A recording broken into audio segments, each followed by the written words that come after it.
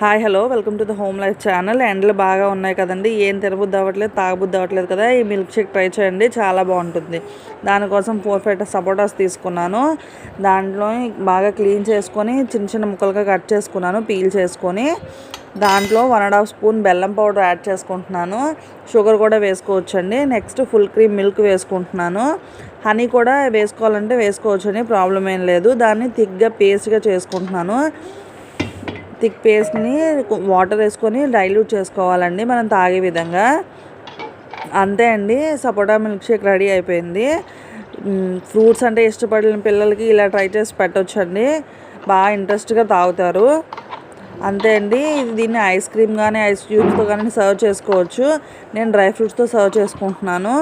అంతే అండి, full recipe నా ఛానల్లో ఉంది. ఎవరైనా ట్రై చేయాలనుకుంటే ఇక్కడ ట్యాగ్ చేస్తానండి. థ్యాంక్ యూ అండి, థ్యాంక్ యూ సో మచ్.